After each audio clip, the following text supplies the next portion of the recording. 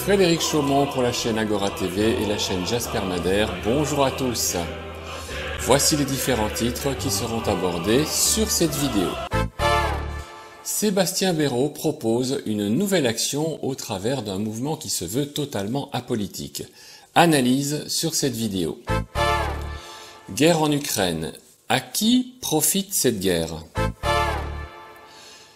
Gouvernement. Analyse de la plus grande arnaque perpétrée contre la population.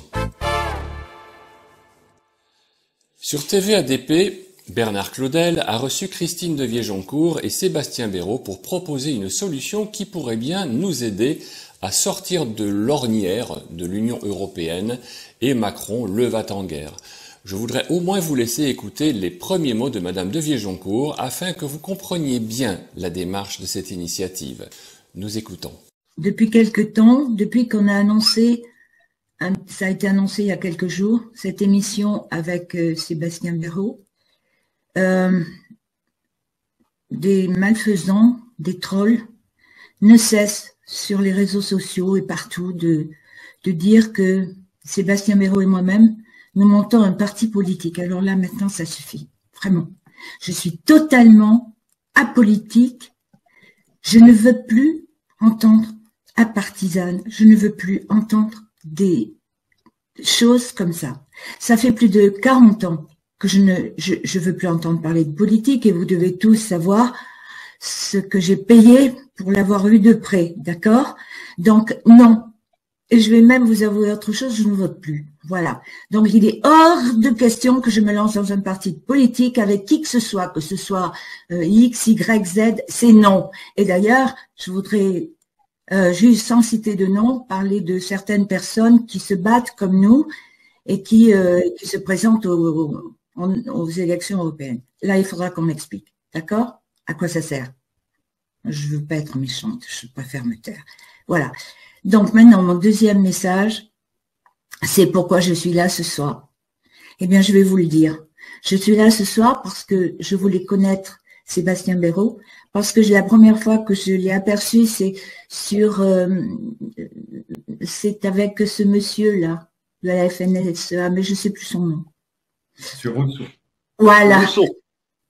Et j'ai trouvé qu'il était très courageux et qu'on avait besoin de gens comme lui pour se défendre. Voilà. Donc, c'est la raison pour laquelle je voulais le féliciter pour son courage. La mondialisation et l'Europe cannibale, comme on vit aujourd'hui, on n'en veut pas. On n'en veut plus. On veut pas de ces puces qui vont mettre dans la peau de nos enfants. On veut pas de cette intelligence artificielle qui est là pour nous remplacer. On ne veut pas de ce transhumanisme. On veut pas de cette nouvelle société qu'ils veulent mettre en place. Moi, je veux la société de mes ancêtres et de mes parents et de moi avec cet objectif de défendre l'agriculture viscérale, l'agriculture qui vous nourrit, pas l'agriculture qui va permettre d'alimenter vos voitures ou de charger votre portable. Cette agriculture-là, je n'en veux pas. L'agriculture de la farine d'insectes et des steaks à intelligence artificielle pour fabriquer l'alimentation de demain, je n'en veux pas. La population française soutient notre mouvement à 90% parce qu'elle a compris qu'il voulait remplacer le monde paysan par une alimentation artificielle. Ils n'en veulent pas. Donc, il faut que le combat continue jusqu'à ce qu'on ait gain de cause. Voilà. Merci à vous. Merci à Sébastien Béraud qui vient de résumer en quelques minutes la situation en France et qui nous fait la démonstration limpide d'un gouvernement dont le but est clairement d'éliminer la corporation agricole. Merci également Madame Devier-Joncourt pour cette implication qui a malheureusement impliqué pas mal de médisance de la part des opposants. De toute évidence, Macron n'est pas décidé à régler ce problème qui est pourtant absolument crucial. Le dictateur est trop occupé à essayer de déclencher sa troisième guerre mondiale en misant toute son énergie sur son activité belliqueuse. Bien entendu, pour ceux qui n'ont pas eu l'occasion de voir ce live sur la chaîne TV ADP, je vous invite avec insistance à aller le voir. Le lien est bien sûr dans le descriptif de cette capsule. Ce que nous ajouterons chez Jasper Madère, c'est de nous attacher à changer notre monde en nous orientant vers les bonnes solutions. Comme le dit très justement Étienne Chouard, n'essayons pas de régler les conséquences, mais plutôt les causes de notre malheur. Et notre malheur vient d'en haut. Le Frexit est une priorité absolue alors que le remboursement de la dette n'a pas lieu d'être. La dissolution de l'OTAN en raison de ses directives bellicistes est également un objectif que nous devons tous nous fixer. Et pour aller au bout des choses, l'OMS, Organisation mondiale de la santé, afin d'éviter qu'elle ne devienne l'élément principal de la dictature globale par le RSI, Règlement sanitaire mondial.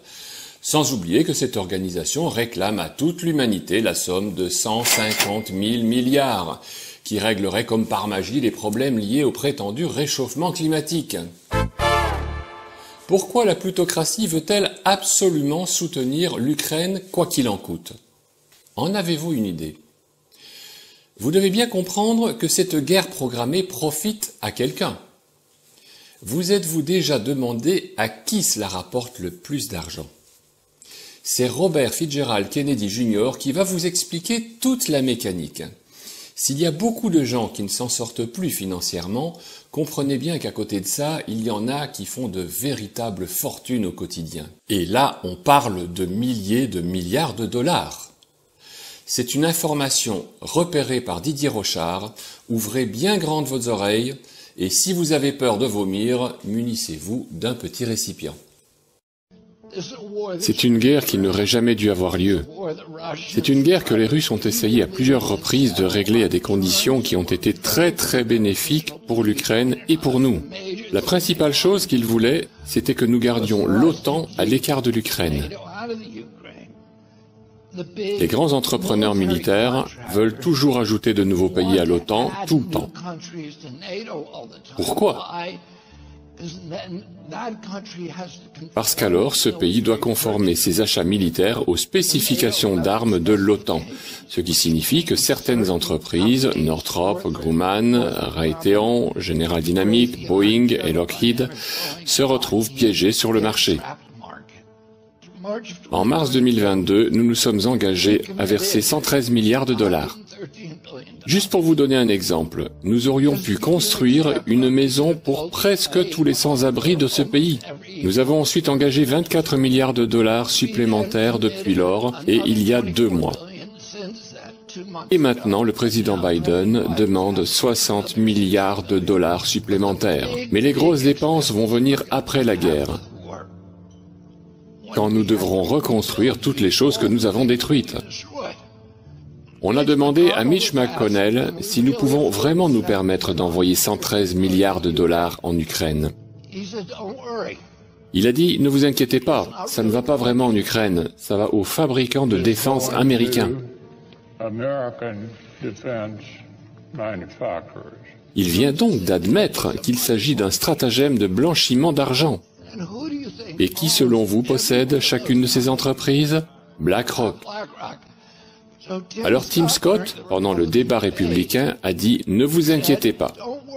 Ce n'est pas un cadeau à l'Ukraine, c'est un prêt. » Alors levez la main si vous pensez que ce prêt est en train d'être remboursé. Oui, bien sûr, ce n'est pas le cas. Alors pourquoi appellent-ils cela un prêt? Parce que s'ils l'appellent un prêt, ils peuvent imposer des conditions de prêt. Et quelles sont les conditions de prêt que nous imposons? Premièrement, un programme d'austérité extrême, de sorte que si vous êtes pauvre en Ukraine, vous serez pauvre pour toujours. Deuxièmement, plus important encore, l'Ukraine doit mettre en vente tous ses actifs appartenant à l'État à des sociétés multinationales, y compris toutes les terres agricoles, le plus grand actif d'Europe. Il y a eu 1000 ans de guerre sur cette terre. Ce sont les terres agricoles les plus riches du monde, c'est le grenier de l'Europe. Presque 500 000 enfants, des enfants ukrainiens, sont morts pour garder cette terre dans le cadre de l'Ukraine. Il est presque certain qu'ils n'étaient pas au courant de cette longue condition. Ils en ont déjà vendu 30%. Les acheteurs étaient DuPont, Cargill et Monsanto. À votre avis, à qui appartiennent toutes ces entreprises? Ouais, à BlackRock. Et puis en décembre, le président Biden a donné le contrat pour reconstruire l'Ukraine. Et qui pensez-vous a obtenu ce contrat? BlackRock. Donc ils le font juste devant nous. Ils ne se soucient même plus que nous le sachions, parce qu'ils savent qu'ils peuvent s'en tirer à bon compte. Et comment le savent-ils? Parce qu'ils ont une stratégie. Et cette stratégie est une vieille stratégie qui est qu'ils nous maintiennent en guerre les uns contre les autres. Ils nous poussent à nous haïr les uns les autres. Ils gardent les républicains et les démocrates se battant les uns contre les autres, les noirs contre les blancs et toutes ces divisions qu'ils sèment. BlackRock. Toujours BlackRock. Avec toutes les entreprises qui sont rattachées à ce groupement financier, vous comprenez qu'ils ont réussi à acheter tous les gouvernements du monde pour se remplir les poches. Et là, les poches ne suffisent pas, tant les montants sont vertigineux. Maintenant, vous savez où va votre argent, et s'il y a des gens qui se suicident ou qui meurent de faim, sachez qu'ils s'en foutent royalement.